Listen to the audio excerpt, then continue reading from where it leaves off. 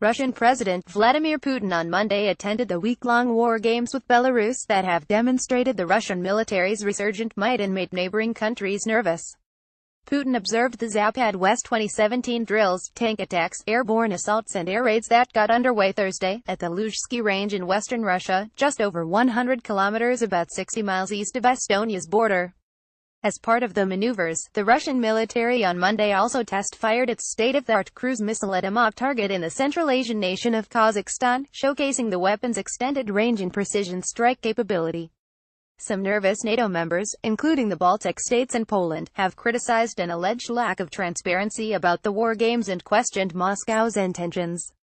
The exercises, held in several firing ranges in Belarus and western Russia, run through Wednesday.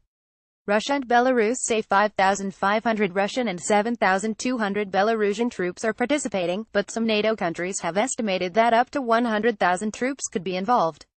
With Russia's relations with the West at a post-Cold War low point over the fighting in Ukraine, worries about the war games ranged from allegations that Russia could permanently deploy its forces to Belarus to fears of a surprise onslaught on the Baltics.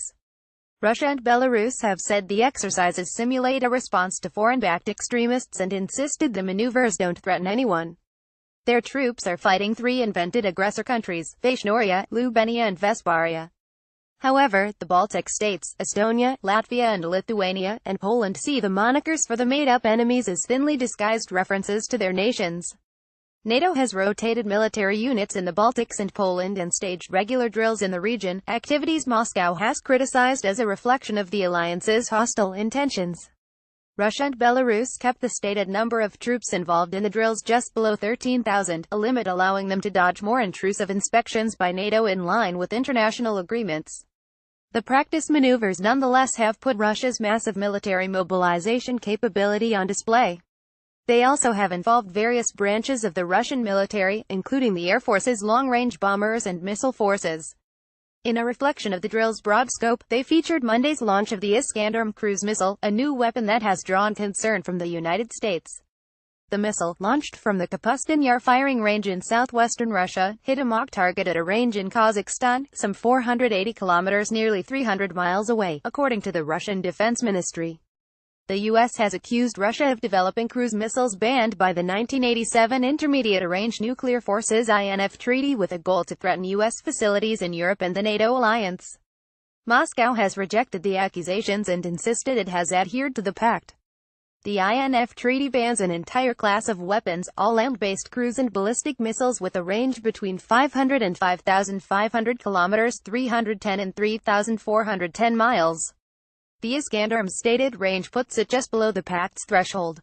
The Zapad 2017 maneuvers are intended to underline the close military cooperation between Russia and Belarus, but also revealed signs of strains between the allies. While Putin watched the previous drills in 2013 with his Belarusian counterpart, Belarus President Alexander Lukashenko said he would watch them separately on Wednesday.